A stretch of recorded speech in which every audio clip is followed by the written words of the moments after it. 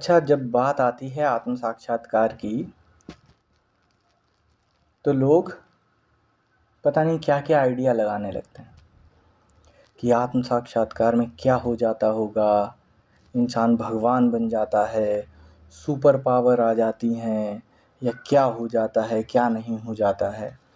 ये सब ना मन की सोच होती है, क्योंकि मन से हम ये समझते हैं कि समवेयर हमें सुपर पावर मिल जाएगी, गायब होने की शक्ति मिल जाएगी, उड़ने की शक्ति मिल जाएगी। थोड़ी बचकानी बातें हैं ये। दूसरों के मन पढ़ने लगेंगे, ऐसा हो जाएगा वैसा हो जाएगा, ऐसा होना चाहिए आत्म साक्षात्कार। यही नॉर्मल आदमी की सोच होती है। बुद्ध बन जाएंगे और सारी दुनिया हमारे कदमों में होगी। ये मन की सोच है। मन जो है ना, is craving for something more. इस टॉपिक पे पहले एक बार मैंने बताया था, बात की थी, यहीं बैठ के बात की थी हम लोगों ने, कि मन always craves for something more, it is built for that. मन बना ही इसलिए है, और यही संसार में चलने का जो उसकी जर्नी का कारण है वो यही है कि तभी संसार चलेगा, क्योंकि मन को और की मांग चाहिए, मन को और चाहिए और चाहिए और चाहिए। यही संसार के चलते रहने का एक लौता रास्ता था प्रकृति के लिए। इसीलिए मन की फॉर्मेशन हुई कि मन इस बात को समझ पाया और वो और की क्रेविंग में चलता रहा, और चाहिए और चाहिए और चाहिए। अगर ये फीलिंग ना हो इंसान के अंदर, जानवरों के अंदर, सबके अंदर, तो फिर संसार ही नहीं चलेगा, सृष्टि चलेगी नहीं। एनलाइटनमेंट के बाद क्या हो जाता है, वो जो एक समथिंग मिसिंग का फैक्टर होता है हम लोगों के भीतर, वो फैक्टर मिसिंग हो जाता है। समथिंग मिसिंग डिसअपियर हो जाता है। इसके कारण सारी डिमांड खत्म हो जाती है, फिर और कुछ चाहिए ही नहीं। चाह मिटी चिंता मिटी, मनवा बेपरवाह। जिसको कुछ नहीं चाहिए है वो ही शहंशाह। ये मैं हमेशा कहता हूँ। और this is the only point of realisation. यही रियलाइज़ हो जाता है, और जो कुछ भी उस क्षण में रियलाइज़ होता है उसके बाद का ये फील होता है कि अब और कुछ चाहिए नहीं, now everything is fine and everything is good. आपने एक बात नोटिस की होगी कि जब आपका मूड सही होगा तब कुछ भी हो रहा हो, आपके घर में बच्चे खेल रहे हैं, दोस्त यार गाली गलौज कर रहे हैं, हंसी मजाक कर रहे हैं, आपका भी मजाक उड़ा दिया, तब भी जो है मूड सही रहेगा, क्योंकि आप अच्छे मूड में हैं। Now everything is fine. यही कारण आदमी नशा पी के, कुछ भी करके, जो भी गमों को भुला देना जिसे कहते हैं, वो करता है। क्यों? क्योंकि उस क्षण में, उस पॉइंट में उसका जो है मूड ठीक होता है। मूड ठीक में सब कुछ ठीक रहता है। जिस समय आपका मूड खराब है और उस समय अगर कुछ हो जाता है, बच्चा गोदी में खेलने आ गया, आपको काम नहीं करने दे रहा है, और आप एकदम से जो है गुस्सा हो जाएंगे और नाराज़ हो जाएंगे। क्यों? क्योंकि आपका मूड सही नहीं है। रियलाइजेशन के बाद जब आपको इस बात का अनुभव होता है that you do not demand anything, you don't need anything, you don't want anything। Need तो चलो फिजिकल नीड है, खाना पीना नहाना धोना, ये सब तो रोज़मर्रा की चीज़ें, ये तो ज़रूरत पड़ेगी। बट आपकी कोई स्पेशल इच्छा नहीं रह जाएगी। इकलौता दुख का कारण जो आपके जीवन में है वही ख़त्म हो जाएगा। किसी से कोई कंपटीशन नहीं रह जाएगा। जब इच्छा ही नहीं रह गई तो फिर काहे का कंपटीशन? कंपटीशन तो सारा इसी के पीछे है ना, कि हमें ये चाहिए, हमें वो चाहिए, मेरे पास इतना है, उसके पास इतना ज़्यादा क्यों है। बस जब यही फैक्टर ख़त्म हो जाएगा, ये जो मैं फैक्टर है वही डिलीट होना शुरू हो जाता है। और अच्छा, ये एक बार में डिलीट भी नहीं होता है। अगर कोई कहे कि ये सिंगल पॉइंट है और फिर यहीं पर रियलाइजेशन हो गया, नाउ अब मुझे पता लग गया भगवान और ये ख़त्म हो गया, ऐसा जीवन में कभी कोई पॉइंट नहीं आएगा। अनंत जन्मों में ऐसा कभी पॉइंट नहीं आएगा। आप स्वयं मिट जाएंगे और नथिंग हो जाएंगे, बट वो पॉइंट लाइफ में कभी नहीं आएगा when you can say that I know everything and that is it, that is the end. तभी परमात्मा को अनंत बोला गया है। ये शुरुआती पॉइंट आपको समझ में आ जाएगा। वही मैंने कहा, वो एक किक ऐसा आएगा। इसीलिए कहा गया कि जैसे एक मैं बहुत पहले वीडियो देख रहा था जिसमें सदगुरु से किसी ने पूछा कि कहीं ऐसा हो सकता है कि किसी का एनलाइटनमेंट हो जाए और उसे पता ही ना लगे? तो ऐसा नहीं हो सकता, क्योंकि तुरंत जो दुख पीड़ा, जो कष्ट होते हैं ना, वो एकदम से ड्रॉप हो जाता है। एक अभी तक जैसे आप दौड़ रहे थे, ऐसा जीवन में ठहराव सा आ जाता है।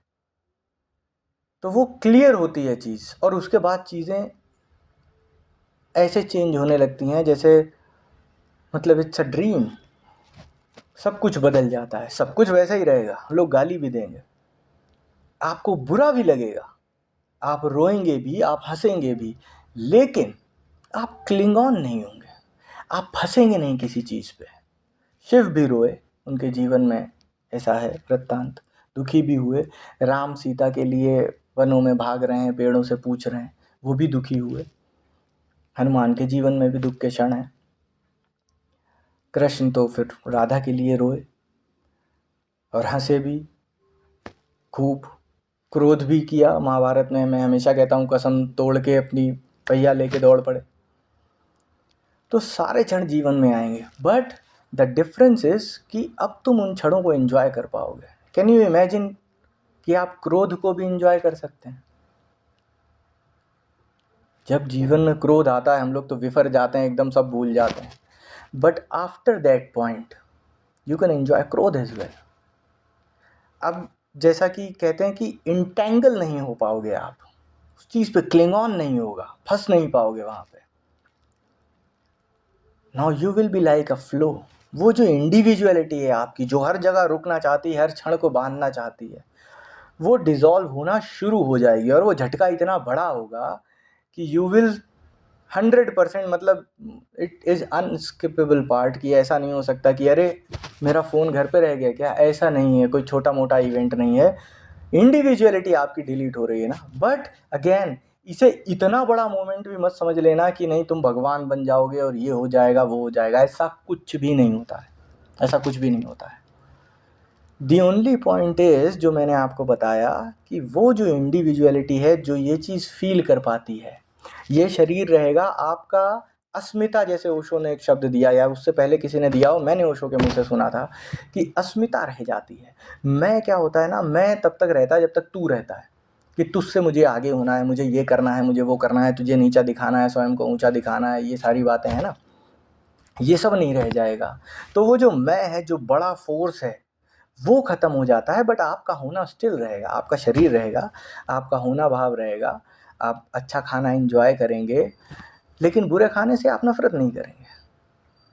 आप सुख में खुश भी होंगे, ये नहीं कि आप सोचेंगे कि आप एकदम गौतम बुद्ध हो जाएंगे और कोई सुख आए कोई दुख आए और आप दोनों में समान रहेंगे। नहीं, you can indulge as much as you want.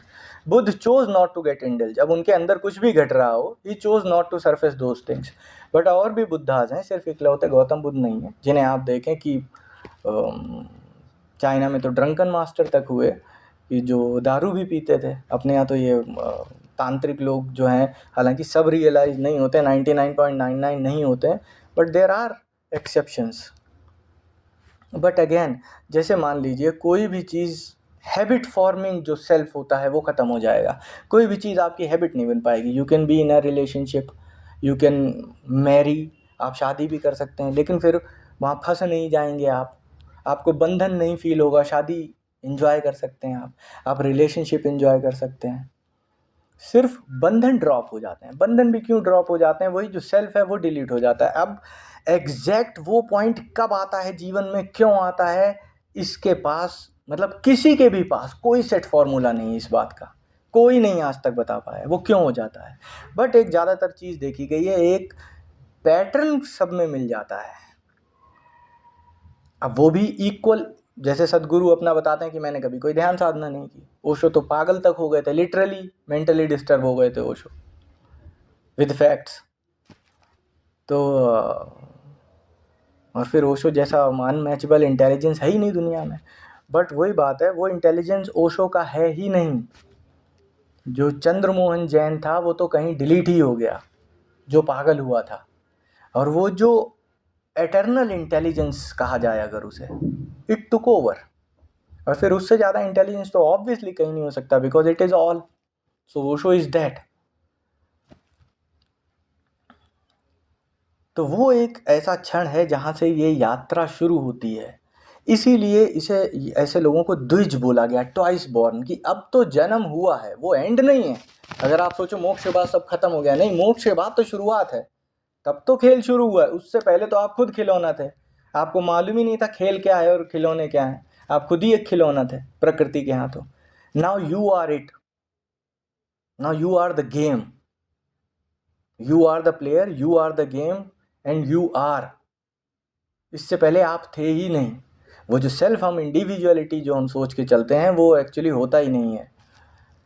और बस पॉइंट ऑफ रियलाइजेशन से ये चीज़ इतनी ज़्यादा स्ट्रांग होने लगेगी, फिर कोई पॉइंट ही नहीं रह जाता। किसी से आप चाह कर भी द्वेष भावना नहीं कर पाओगे, किसी को मार नहीं पाओगे, किसी को पीट नहीं पाओगे, कुछ चोरी चकारी नहीं करोगे, कुछ भी नहीं करोगे। मतलब सेल्फ से related whatever it is you can not do, फिर वो आप कर ही नहीं पाओगे।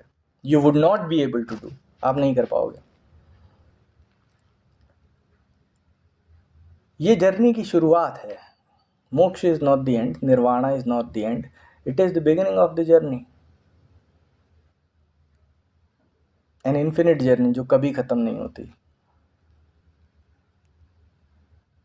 बट इट इज़ लिबरेटिंग कि अब आप किसी प्रकार की बाउंडेशन में नहीं रह गए।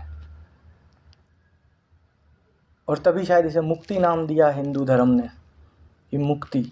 और एक्चुअली मुक्ति मुझे ज़्यादा सही लगता है। निर्वाण तो थोड़ा कॉम्प्लिकेटेड हो जाता है, समझ में नहीं आता। नथिंगनेस, नथिंगनेस का कोई एक्सपीरियंस ही नहीं है। बट किन्हीं क्षणों में हम मुक्ति अनुभव कर पाते हैं। लेट्स से आप किसी के प्यार में नए नए पड़े हैं, बाद में तो हम गंदगी फैला देते हैं ना, इंडिविजुअलिटी घुसेड़ के तू मेरे अकॉर्डिंग चल, तू मेरे अकॉर्डिंग चल। उससे पहले जो नया नया 2 दिन का 4 दिन का प्यार होता है, वो कितना फ्रीइंग लगता है कि खाली आप जो है रात में उसके बारे में सोच के सोए हैं और चेहरे पे मुस्कान आ गई। आज ही आप उससे मिलने जा रहे हैं, एकदम तैयार होके जा रहे हैं, खुशी है अंदर। एग्ज़ाम में पास हो गए, आपने सोचा था रिज़ल्ट ऐसा आएगा और रिज़ल्ट उससे भी 10 गुना आ गया। दैट फील, तो ये मुक्ति वाला फील हम लोगों ने किसी किसी क्षण में ज़रूर लिया है। कुछ नहीं तो बचपन में खिलौना तो मिला ही होगा, कुछ नहीं तो पसंदीदा खाना तो खाया ही होगा। तो ये मुक्ति के क्षण हैं जिन्हें हम सब ने अपने जीवन में कभी ना कभी तो जिया है। ये परमानेंट हो जाती है, फिर कोई भी चीज़ आपको बांध नहीं पाएगी। वो जो 4 दिन का प्यार है ना, एक पर्सन के प्रति, वो आपको इतना फ्रीडम का अनुभव करा देता है। वो प्यार जब पूरे संसार के हर प्राणी, पेड़ पौधे, कुत्ते बिल्ली सबके प्रति हो जाएगा फॉरएवर, देन इमेजिन क्या होता होगा। एलेबोरेट करके इसके आगे कभी और चर्चा करेंगे, या अभी एक ब्रेक ले लेते हैं थोड़ी देर में, फिर इसके आगे बात करते हैं, है ना। It's a nice topic to understand. मुक्ति क्या है, मैं नहीं कहूँगा, जैसे सदगुरु कहते हैं कि अगर कोई पूछ ले एनलाइटनमेंट के बारे में कि उसके बाद क्या होता है, तो बोले यहाँ तो क्या बोलते हैं वो, जो नहीं, ह्यूमन रिसोर्सेज और जो भी ह्यूमैनिटेरियन संस्था होती हैं, बोले वो लोग तो ऐसी तैसी कर देंगे, वरना मैं बताता तुम्हें कि क्या होता है एनलाइटनमेंट के बाद।